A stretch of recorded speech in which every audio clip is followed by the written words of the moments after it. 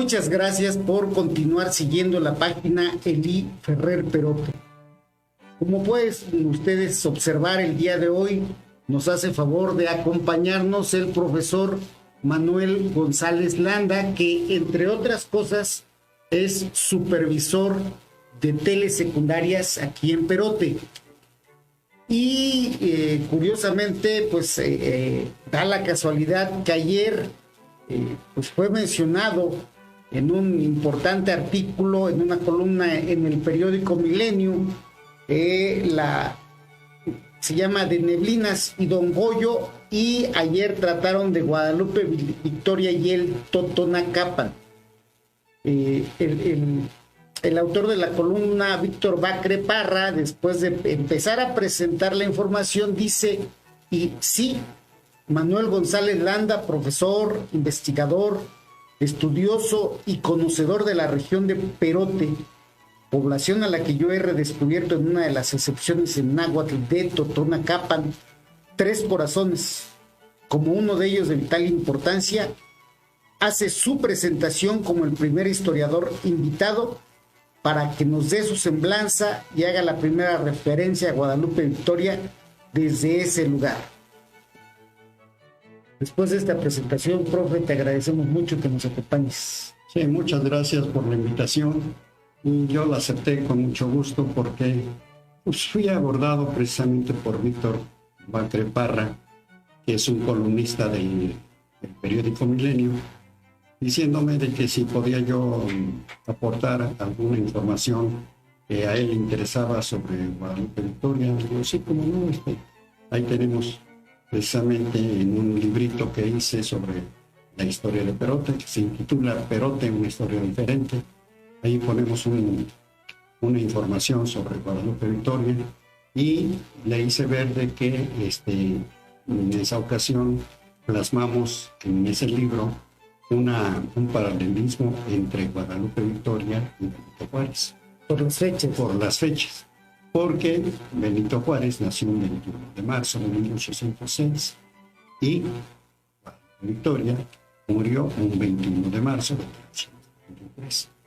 Entonces, esos días de 21 de marzo y desde luego las fechas en que uno nace y el otro muere, yo le pongo nacimiento, vida, muerte, en la cual pues hago resaltar sobre todo el paralelismo que existe entre esos dos personajes, de que los dos fueron huérfanos y que fueron asistidos también por sacerdotes que fueron sus padrinos. Entonces, la nueva para Benito Juárez y el señor Fernández, que era párroco también para Guadalupe Victoria, en este caso Miguel Adalto Ramón Miguel Fernández, que era el verdadero nombre de Guadalupe Victoria. Ya nada más adoptó el Guadalupe Victoria cuando tuvo la toma de Oaxaca, en la cual le dijo a sus soldados: van mi espada en prenda y voy por ella. Pues se lanzó al pozo para que también los demás hicieran lo mismo, nadando para llegar a donde estaba el bastión realista y tomar en Oaxaca. Esa fue una de las primeras hazañas de Guadalupe Victoria.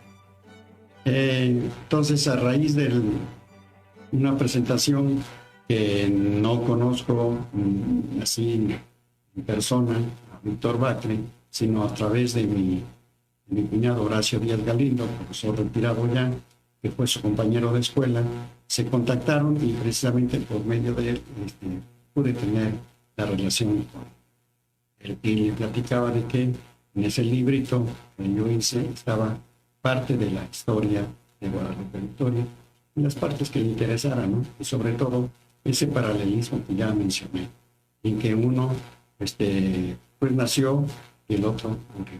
Un 21 de marzo, igual en buenas fechas. Uno 21 de marzo de 1806 y el otro 21 de marzo de 1843. Claro. Entonces, todo ello derivó en que se entusiasmó de lo que yo le estaba platicando. Le quiero decir que el periodista Víctor Bacre Parra es muy prolífico en su formación y sobre todo en su participación periodística. Por eso es columnista de Milenio. Y me hacía ver de los requisitos que se requieren. Me pedía en ese entonces, dice, precisamente antier, dice, de favor, yo te pido nada más tus datos y también algunos datos que quieras aportar sobre algún acontecimiento del otro.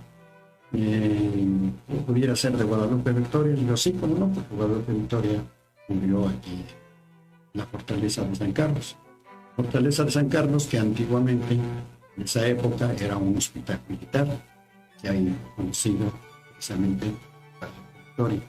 Entonces, hay escenas muy importantes, históricas, que a mí se me revelan casi como si estuviera yo viendo como una especie de pantalla, ¿verdad?, cinematográfica, en la cual, pues, según relatan los historiadores, cómo estuvo ya enfermo Guadalupe Victoria, su hacienda de Jobo, después pasó a Teciutlán, y de ahí, pues, en su diligencia, pasando no por el camino que hoy conocemos, que está en Maquetito, Santo Tonga, no, era por la parte donde está orilla del monte y todo de todas esas partes, por ahí en ese camino antiguo venía.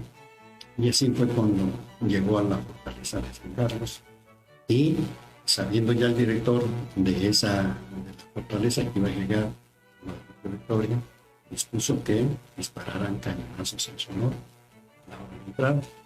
Y sí, entró el carruaje y también entró allí con él la Victoria, y acompañado de su señora esposa Bretón, que se apellidaba Bretón, Conchita Bretón, María Antonia Bretón, y que pasó revista al contingente de soldados que estaban alineados en la fortaleza. Los 21 cañonazos fue un gran honor precisamente para esas escenas que se relatan. Es como si las estuviera lloviendo, en la cual queremos que se haga algo similar cuando se cumplan en el año 2023, que se cumplan los 200 años de la fortaleza, a ver si se hace una escenificación igual y al respecto de lo que tiene ese acontecimiento de Guadalupe Victoria, que fue recibido en la fortaleza de San Carlos con los 21 cañonazos. A ver si el ejército se prepara con su artillería y espadas y cañonazos. Claro, porque sería muy emotivo, ¿no? Un acto muy emotivo. Así es. Y ahorita, por ejemplo, me acaba de pasar en esta semana pasada, pues una escenificación en la fortaleza donde participó el ejército, conmemorando el 198 aniversario de la fundación del Colegio Militar.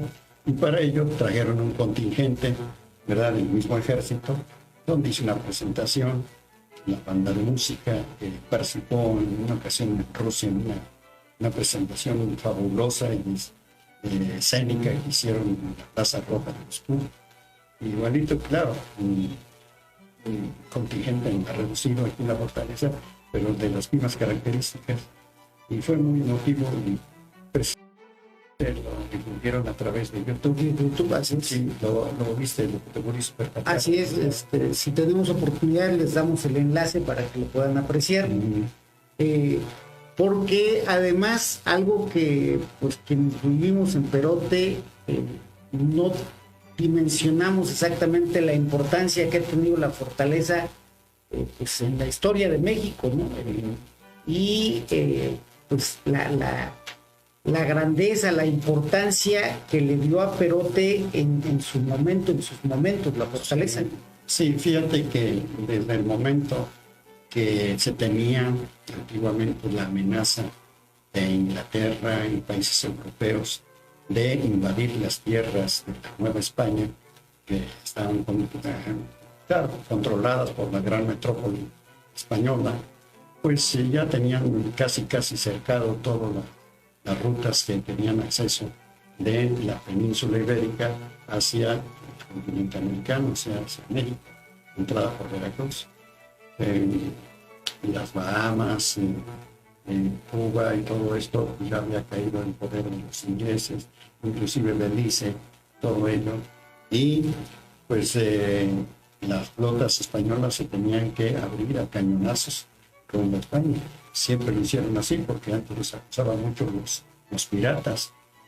Los piratas y los corsarios y todo ello, pues siempre eran acusados porque llevaban los cargamentos de oro y plata a España y querían también tajada de ese. La obtuvieron, además, la obtuvieron.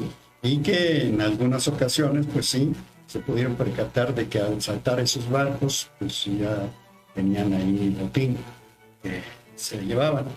Pero viendo eso, los españoles se prepararon para poner barcos en la vanguardia y también barcos en la retaguardia, a babor y estribor, ¿no? Lo llaman, para ir escoltando esas embarcaciones con sus ricos cargamentos que eran de oro, plata y de palo de pino. También era muy estimado. Sí, la grana cochinilla, el cacao, todo lo que los españoles, la gran riqueza que tenía, así. Yo en alguna ocasión también mencioné la nao de China, que esa llegaba a Acapulco. Esa llegaba a Acapulco. Entonces, pues de Filipinas a China y seda, todo eso que transportaban, y de Manila, que allí vienen precisamente los manos Manila, ¿verdad? Toda esa riqueza de los productos naturales que venían de esos lugares, pues eran trasladados precisamente aquí a través de Acapulco, llegaban a Acapulco y después de ahí de Acapulco atravesaban la República para llegar a Veracruz. Y no dudes de pensar que pasaban por Perón. Así es. Porque era el camino. Era la real. ruta. Pero sería por la carretera, no, era por la calle Hidalgo. Sí. La calle Hidalgo, sur y norte, ¿no? Norte y sur, que era el camino real, y pasaban precisamente con esos cargamentos para llevarlos a la capital, ¿sí? Y también de la capital trasladarlos a Veracruz y de allí embarcarlos hacia España. Si me permites, vamos a hacer un corte y regresamos. Sí, cómo no, adelante. Recordemos que en apoyo a la economía de Perote estamos transmitiendo estos videos. En este momento pueden ustedes apreciar el de Hidroeléctrica Universal de mi amigo Misael Ríos. Ahí encuentran material de eléctrico, de plomería, en fin, sobre todo de iluminación también. Visítenlo.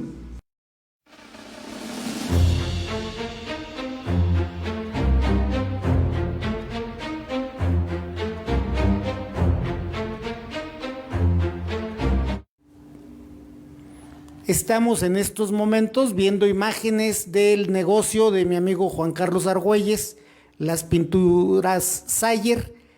Pues pueden ustedes adquirir en este negocio no solo pinturas e impermeabilizantes, sino también distintos tipos de materiales. Pues estamos de regreso, profesor, muchas gracias. Y bueno, volviendo un poco al artículo de Milenio, nos presentan parte de tu investigación, esto que en los paralelismos, dentro de los paralelismos, pues tanto Juárez como Guadalupe Victoria, después de seguir estudios eclesiásticos religiosos, los suspenden y se van a estudiar derecho los dos, curiosamente. Sí, así es. Uno en San Ildefonso, allí en México, y el otro en Oaxaca, el Instituto de Artes de Oaxaca. De allí donde, pues con bastante ahínco, Juárez se iba a recibir de licenciado, y también Guadalupe Victoria, por su lado, también estudia leyes, pero también anexo a ese colegio en Ildefonso estaba un destacamento militar, donde también tuvo un entrenamiento militar. Y es por eso que se fue una pieza muy valiosa en la guerra de independencia.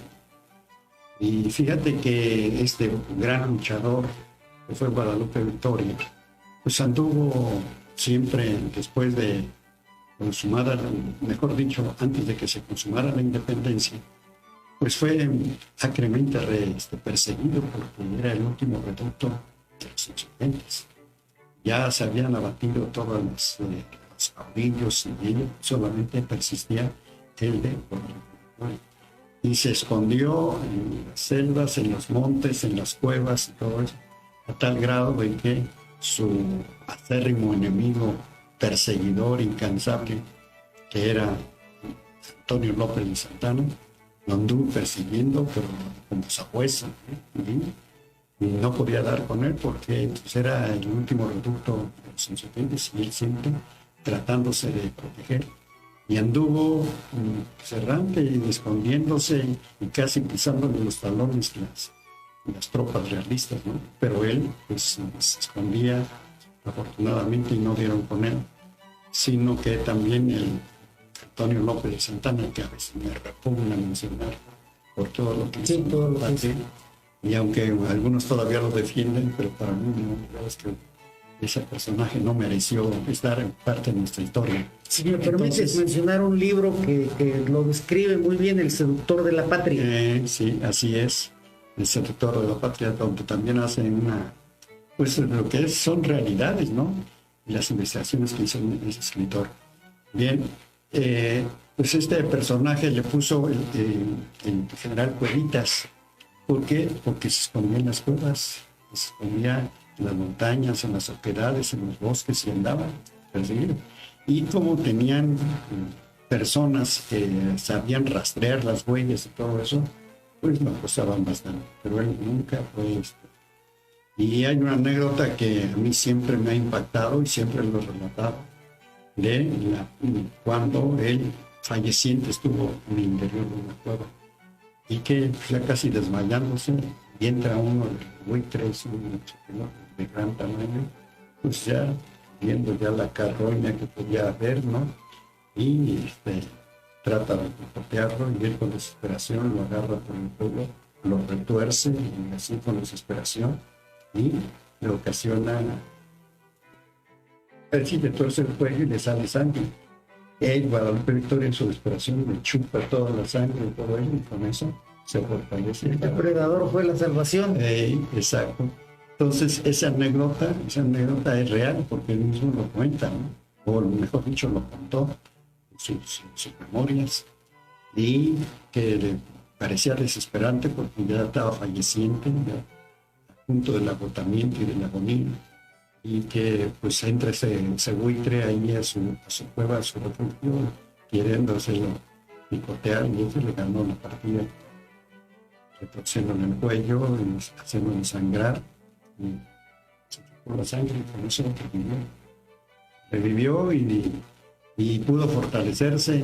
Y otra de las grandes anécdotas de Guadalupe Victoria es cuando había ordenado a dos de sus fieles indígenas de que por favor los rastrearan por los lugares donde él viviera para que fuera más o menos supieran por dónde andaba. Y así es que los indígenas, estos muy fieles, muy partidarios de él, llevaban tortillas, ¿sí? Pues no las podían colocar en una piedra, sino que las colgaban así, con riesgo de que los pájaros lo fueran a picotear y todo eso. Pero para ellos era un indicador de que Guadalupe andaba por ahí, si es que esas tortillas desaparecían. Y así fue como yo le llamo las tortillas colgantes, ¿no? Porque mediante eso se daban cuenta por dónde andaba Guadalupe Victoria. Y en una ocasión, ya casi al último de que él pues andaba errante por eso, andaba una barba larga, con andrajos así, todo cadavérico, todo eso. Pues tomó esas tortillas y esos indígenas las habían colocado, esperaron un momento, pero ya se iban en el momento que dicen, hey, esperen, sabro, miren, soy Guadalupe Victoria. Ya los sorprendidos se voltearon y lo vieron, era una especie como de espectro de fantasma que salía dentro de los matorrales y se espantaron por la forma y les dije que tenía, la apariencia que tenía Guadalupe Victoria. Y él, no se espante, soy Guadalupe Victoria. Y entonces a raíz de ese entonces que lo vieron ya todo muy débil, lo llevaron, lo pararon, lo llevaron a una de las chozas de sus indígenas y empezó a recuperarse, a trasladarse a Paso de Ovejas, donde también se recuperó.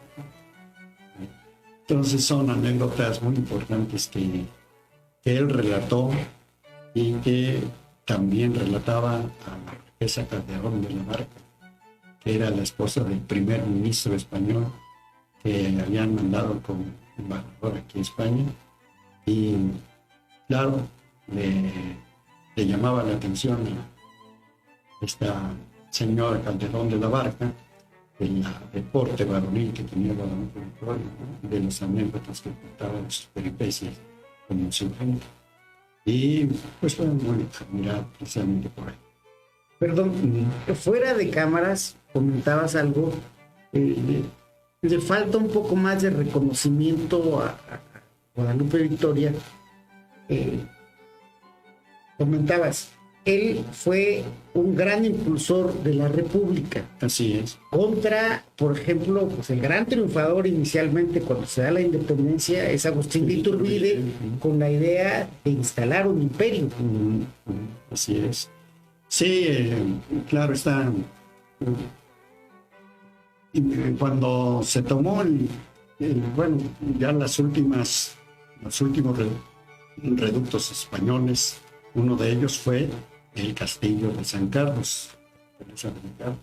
No podía caer en manos de los insurgentes, porque lo defendían todavía, hay algunos batallones realistas, sino que en ese entonces surge de la hacienda de Chimonco los dragones de Perote, que eran personajes montados a caballo y que iban y sitiaban la fortaleza y tratando de ocuparla.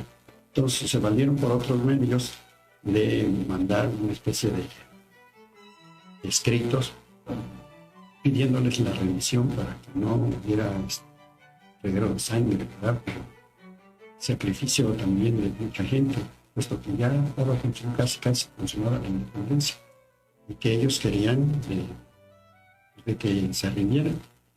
Perdón, si me permite. La importancia de estos escritos es porque la fortaleza estaba diseñada precisamente para ser casi inexpugnable. Así es. Era indispensable convencerlos porque militarmente iba a ser muy difícil rendirlos. Así es. Claro, la fortaleza precisamente fue hecha para eso, ¿no? Para resistir algunos asedios que tuvieran algunos sitios, ¿no?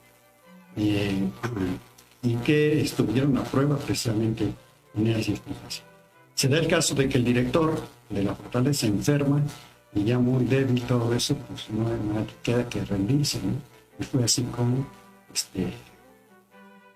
Diego María Alcalde, que era uno de los habitantes de Chimonco, que era la hacienda de Chimonco, donde salieron los dragones de Perote, pues tomó la fortaleza y después a él posteriormente lo nombraron como director del primer colegio militar. Pero a instancias de ¿quién? De don José Joaquín Herrera, que era habitante de aquí de Perote. Si me permites, hacemos una pequeña pausa y regresamos a hablar exclusivamente de JJ Herrera, porque muchos creemos que es solo el nombre de una calle. Ah, sí, ¿cómo no? Mamá, se me rompió mi zapato. No te preocupes, llévalo con Charlie. Él repara todo tipo de calzado y también tiñe artículos de piel. Y ya sabes que su taller está a un lado de la casa ejidal.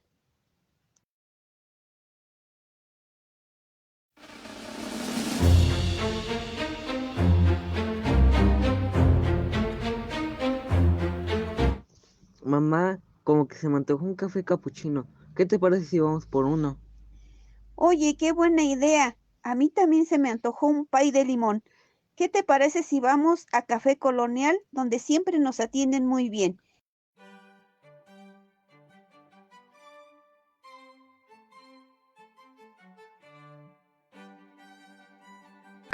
Regresamos, profe, y bueno, yo lo decía y no es en broma. Mucha gente sí cree que eso de JJ Herrera es solo un nombre de una calle en Jalapa, otra en Perote, otra en México. No. Ese personaje existió, vivió, y estuvo aquí en Perote. Él combatió también mucho con las fuerzas insurgentes, tan solo en Orizaba, en Córdoba, en todos esos lugares. Y ya posteriormente, ya después de un determinado tiempo, optó por venirse aquí a Perote y abrir su botica. Tenía una botica donde asistía a las personas.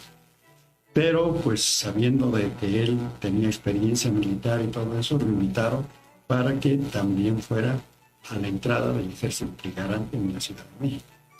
Y así fue como él acompañó a Agustín de Iturbide, a Vicente Guerrero y a todos los que participaron en esa entrada triunfal del ejército trigarante en la Ciudad de México.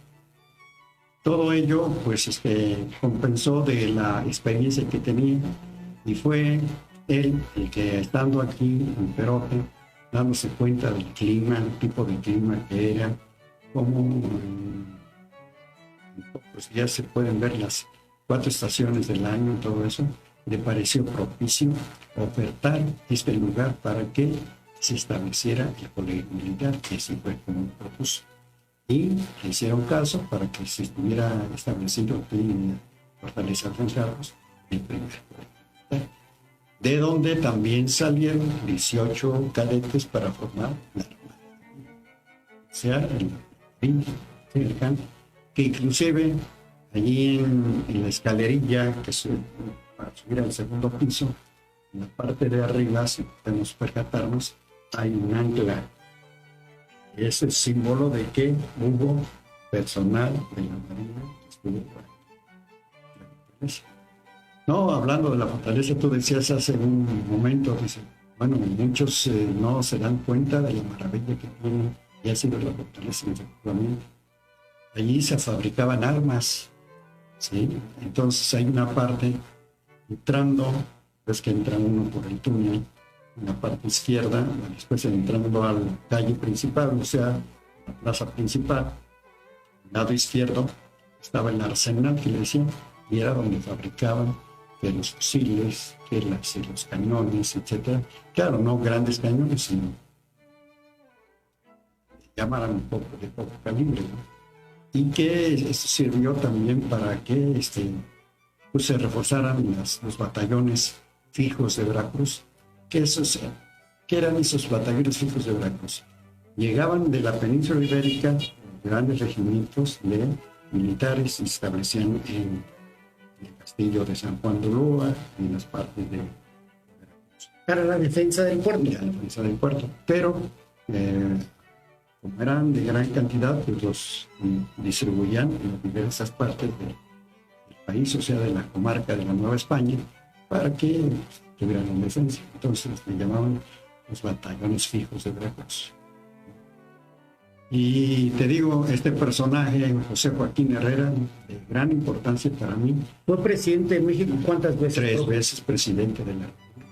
3 veces. Y fíjate, en los problemas más espeluznantes, más problemáticos que tenía el gobierno en ese entonces, pues lo invitaban a él para que pues, pudiera administrar, pudiera distribuir, porque era tan grande su amor por la patria, porque hay que decirlo así, que sacrificaba la cuestión particular, la familia y todo eso, en lugar de favorecer a la administración pública.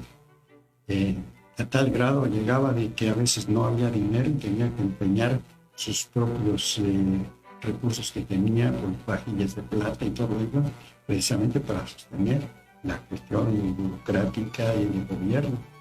Entonces eran problemas muy tremendos que sufría la República, y todo yo siempre lo canalizo por culpa de ese depredador que fue Antonio López de Santana. No es digno ni de mencionar. Hay personas que se enojan porque dicen, uno ya saben en defensa de él, pero este personaje era, de veras, si se lee bien y todo se investiga bien, lo que tienen escrito tan solo deja sobre lo que hizo la Victoria, queda uno bueno, le da uno repugnancia. Santana, sí. Santana, precisamente por las cosas tan atroces que hizo Y una de las cosas que también a mí me indignó, y ya me estaba brincando en otra cosa, fíjate que en el México a través de los siglos, yo leo cuando Winfield Scott con todas sus tropas invasoras en el 47 invaden México, entran aquí a la fortaleza y después la fortaleza Puebla y así se van. Y están en la Angostura, y en la Angostura había, el general Valencia había propiciado bien a sus tropas para que entrara la caballería de Antonio López de Santana y los agarraran con pinzas, etcétera, y destruyeran el ejército. Pues como el general Valencia estaba obteniendo victoria con los gringos que se acercaron a él y no se dejaban que se acercaran, él desde lo alto del cerro observó cómo abatían a las tropas mexicanas y muerto. Fíjate qué calidad de personaje tan sí, porque la gloria no era para él. Eso es algo que a mí, cuando yo lo leí, digo, no puede ser, y es algo indignante que no debe suceder. ¿Cómo va a ser una visión y la prepotencia y la vanagloria de un personaje? Pues, ¿Y cuánto le afectó a este país? No, y cuánto le afectó. Pero yo siento que este personaje ya tenía un pacto, ¿verdad?, escondido ya con el gobierno de Estados Unidos para hacer tantas fechorías, porque pues con tal de salvar la vida, pues él firmó varias cosas. Sí, No, era muy, a veces no, fíjate cómo de una cosa se desprende otra, ¿no? Pero y estamos hablando de José Joaquín Herrera. Para mí José Joaquín Herrera fue un gran personaje, ¿verdad?, digno de mencionar. Y en alguna ocasión me preguntaron el nombre que se debía poner a el Cebeta 86. Y yo fui uno y ponían otros nombres, y yo propongo que sea José Joaquín Herrera. Y así también coincidieron otras personas decir que sea José Joaquín Herrera. Y el Cebeta 86 tiene el nombre de José Joaquín Herrera, porque no le habían hecho justicia, un honor, a quien honor merece, y en este caso a José Joaquín Herrera. Antes de hacer esa pregunta, digo, sí es importante que, si nos interesa, nos pongamos a investigar sobre la historia de nuestro país, porque luego de repente quienes creemos que son héroes no son todo lo limpios, lo brillantes que nos los presentan, y luego a quienes están ahí relegados o quienes han sido satanizados tienen muchas cosas interesantes de las que conocer. Y la pregunta que te quiero hacer, profe, aquí en Perote tú me decías hace un momento fuera de cámaras dónde vivió José Joaquín Herrera. Por favor, compártelo con nosotros. Sí, José Joaquín Herrera tuvo su botica aquí en la esquina donde está la Farmacia del Ahorro, que está en la esquina de Hidalgo Norte con la de 5 de Mayo. Allí en la mera esquina, ahí tenía su botica y él asistía a las personas y allí estaba pasando. ¿Por qué allí? Porque cerca estaba el cuartel. Y fíjate la relación que puede tener el cuartel. El cuartel era la caballeriza de las tropas españolas. Y que a veces se ha dicho de que había un túnel que comunicaba con la fortaleza y todo eso. Y siempre a mí me causó cierta intriga y extrañeza. Te quiero platicar algo. No es porque exista el túnel, porque digo, de aquí y de allá es casi un kilómetro de túnel. Me parece bastante. Necesitan respiraderos, necesitan también tener un espacio suficiente para poder transitar. Perdón, y sobre todo la caballería que pudiera pasar del cuartel, donde está ahorita actualmente, hacia Iglesia. Sino que en una ocasión te voy a contar, en los años mozos, era estudiante de la secundaria 5 de febrero, que es donde está ahorita el Cobael, aquí a un lado del centro peroteño. Era la secundaria 5 de febrero, cuyos catedráticos eran médicos, eran licenciados, que vivían aquí en Perote, pero que aportaban parte de su tiempo para darnos precisamente las clases de secundaria. Y habían invitado, me acuerdo, a un mayor Arístides, mayor Arístides, un personaje que si tú lo hubieras conocido, como de 60 a 65 años, pero parecía un chiquitillo para hacer los ejercicios. Y luego a nosotros, cuando nos veía que estábamos, ahora pónganse a hacer este ejercicio, miren, se brinca así, ¿no? Y a mí me admiraba la forma que brincaba y hacía sus ejercicios. Pues nos invitaba al cuartel, aquel que está enfrente de la plaza, el mercado municipal, a que fuéramos así a hacer nuestros ejercicios y correr y todo eso. Y en una ocasión, con algunos compañeros vimos una especie de hoyo. Y ese hoyo pues, nos llamó la atención, ese hoyo que estaba ahí, porque en una de sus muros tenía una puerta. Y entonces pues nos quedamos así como todos intrigados, decíamos, a ser el túnel que siempre mencionan. Y la cuestión que bajamos, no nada, de cómo subimos. Y porque sí estaba hondo el hoyo y nomás vimos la puerta. Yo nada más me acuerdo de eso.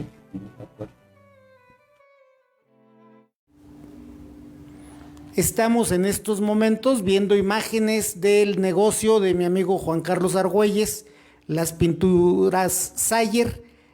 Pues pueden ustedes adquirir en este negocio no solo pinturas e impermeabilizantes, sino también distintos tipos de materiales.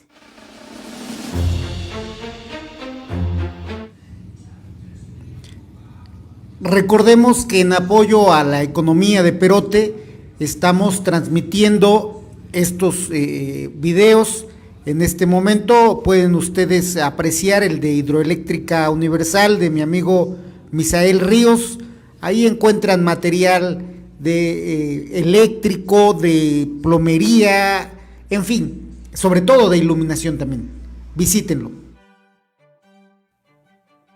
Y me quedé con esa idea, luego platicando con el teniente coronel Ángel Nofal Valderas, que estuvo aquí en Perote, que prácticamente fue el que reforestó todo lo que está ocupado ahorita, el 111 Batallón, que es un verdadero guerrero ahorita.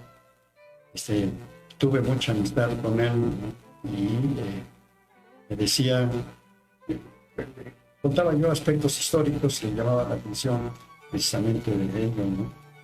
De que se interesaba por los aspectos históricos de aquí de Perote, y yo le mencionaba de ese túnel. Y en una ocasión, estando en la supervisión escolar, en el ayuntamiento me daban un lugarcito para poner la oficina de supervisión escolar, no sé si la hayas conocido. Allí, bueno, en una ocasión llegó un sargento, capitán, con las órdenes de mi general Miguel Ángel, de mi coronel, mi teniente coronel Miguel Ángel Nofal Valderas, le hace la invitación y lo espera a las 12 de la tarde. Yo sí, con mucho gusto. Bien, sin alegar para qué ni nada, yo me presenté, diría, y él estaba esperando. Y me dice, venga, le voy a enseñar algo. Y entrando, cierto, mano derecha, había una especie como de dormitorios donde estaban parte de la tropa, ¿no? Un poco en un estante alto, ¿no? Y me dice, venga a ver lo que descubrí. Y había una escalera, y por medio de una extensión con un poco, por esa escalera, ese que me iba a enseñar, y era un túnel. Pero está bien elaborado, pero de veras bien elaborado, bien labrado y todo eso. Y dialogamos, dice, aquí cabe perfectamente un jinete montado y pasar hacia donde ejecutivo. Para investigar habría que tumbar ese muro. Dice, tumbar nada, dice, para tumbar nosotros necesitamos pedir el permiso. Dice, no tenemos autorización. Y eso me intrigó porque después digo, bueno, a lo mejor fue un polvorín, porque los polvorines también hacen esa especie de túneles para los pólvoros y todo eso. Pues, ¿verdad? Pero fíjate lo chistoso que yo me fijé que en sus muros laterales tenía especie como de hoyos, cuadros de hoyos, escape, ¿no? En caso de si no me escapara de una corriente de agua. Y pues, me causó, sí me quedé intrigado precisamente, digo, ¿será que tenga continuidad? Y fíjate, de allí, digo, ¿será para acá, será para allá? Y me voy a ir de la lengua con una cosa. Después me doy cuenta que en un comercio por aquí, está en la 5 de mayo, hay hacia abajo, para donde una especie como de papelería, de panadería y todo eso. Digo, a lo mejor es continuidad de lo que fue ese mundo, pero me estoy yendo de la lengua, ¿no? A lo mejor no es así. Pero te digo, hay cosas muy, muy importantes y sobre todo interesantes que se debe saber sobre el Perú. Claro que sí. Y yo vi que ahorita te quedas pedido estar escuchando. Es que es importante, es interesante. Pues desafortunadamente en esto el tiempo es un verdugo inflexible. Pero si me permites, si nos permites, te volvemos a invitar, que nos sigas platicando. Pues te quiero decir, me han hecho invitación, sí sabes, te dije, ¿no? Me hicieron invitación de participar también en la audiencia, sí, audiencia ciudadana y todo eso. Ya no he ido precisamente porque se me acumuló el trabajo. Claro. Te digo, como supervisor tengo bastante trabajo que realizar de tipo administrativo y sobre todo de una característica esencial en mí, que es de hacer innovaciones del tipo técnico-pedagógico para que los muchachos aprovechen los aprendizajes, no más sean teóricos y memorizantes, sino que la aplicación práctica de los conocimientos. Si me permites, en ese sentido, si te es posible, podemos ir a la supervisión para que ahí nos comentes respecto a estos temas. Sí, como no, cuando yo me gusta.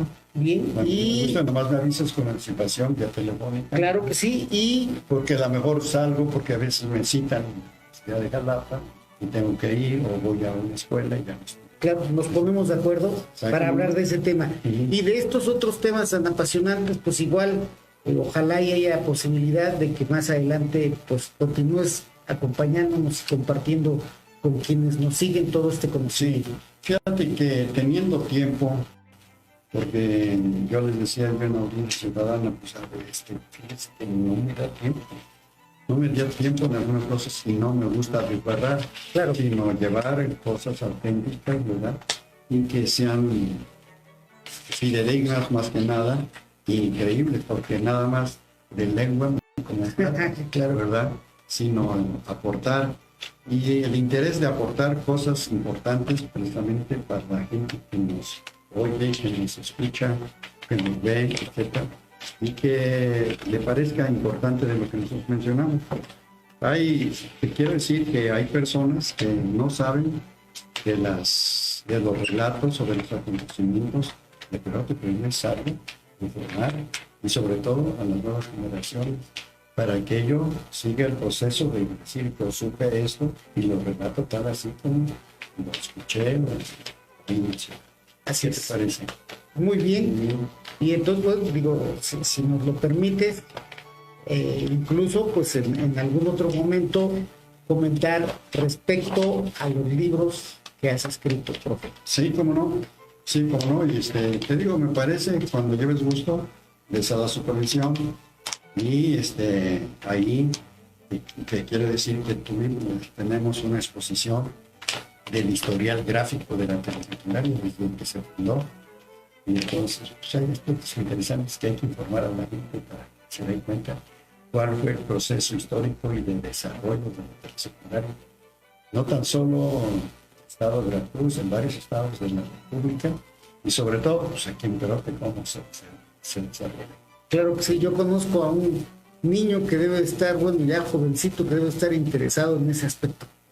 Ahí. Por cierto, le agradecemos, es mi hijo Gabriel, que Es nuestro camarógrafo en turno. Pues qué bueno que tenga la habilidad digital, porque es algo que nosotros a veces nos dificulta y todo eso, porque sí debemos tener, más que nada también ahorita en esos tiempos, esa habilidad digital para poder manejar la comunicación y para poder manejar Todos estos artilugios. sí, no, todo esto, porque pues, es importante la comunicación.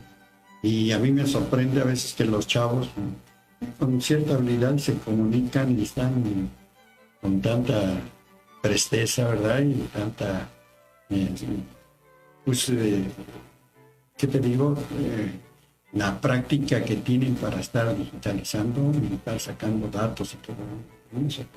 Sí, Bueno. sí, sorprendente. Pues muchas gracias. Y pues de verdad, en cuanto nos sea posible, nos ponemos de acuerdo para lo de verte en la supervisión Sí, cómo no. y ponernos de acuerdo en una fecha posterior para continuar con estas charlas. Sí, fíjate que me parece importante, porque si yo no puedo venir, pues que vayan, ¿no? Claro. Porque te digo, a veces el trabajo administrativo y también de control de los 22 telesecundarios de la zona 17, pues nos cuesta algo de trabajo y pues a veces queda uno mal. Si yo te digo, tal día vamos a hacerlo, Y surge algo ya. ya, ¿sabes qué? Te fallé. Y ahora sí, qué impresión te causa que yo primero te diga que sí y después que te fallé. Y eso, pues son cosas que se entienden. No, y te digo, yo a veces me coloco en los zapatos de la persona, ¿no? Claro. Y digo, pues, se ha de sentir incómodo la persona y que uno dice unas cosas así que al momento no se haga uno. Pero es por la cuestión del trabajo. Sí, es cuestiones Y, entendibles. y ya más adelante te voy a participar de cosas importantes que tenemos. Importa, porque vas a ver cómo, sí, ojalá y se logre. Profesor Manuel González Landa, te agradezco mucho. Sí, no hay nada que agradecer. Tú sabes que si más que nada, si llega uno a la mentalidad de los jóvenes y a la mentalidad de la gente, y que pues, tenga la oportunidad de podernos escuchar, lo podemos hacer. De nada sirve tener los conocimientos y tenerlos en verdad si no los damos a luz. Esto hay que darlo a conocer de lo que nosotros sepamos. Si incurrimos en unos errores, que nos digan, ¿saben qué? Eso no es cierto, está en un error, que no es así, ¿no? En este otro mundo. Y corregiremos. Y corregiremos, sí. Te digo, con la cuestión de ahorita que va a ser la cuestión de Perote, y su nombre, ya te he mencionado, ¿no? Lo del nombre de Perote, cómo hice la investigación, y fui hasta España precisamente para hacer investigación sobre los perotes que hiciste allá. Así Ya es. te platicé algo al Ya respecto. me platicas algo al respecto, pero esperamos que nos permitas posteriormente compartirlo con quienes nos siguen. Bueno, pues así es.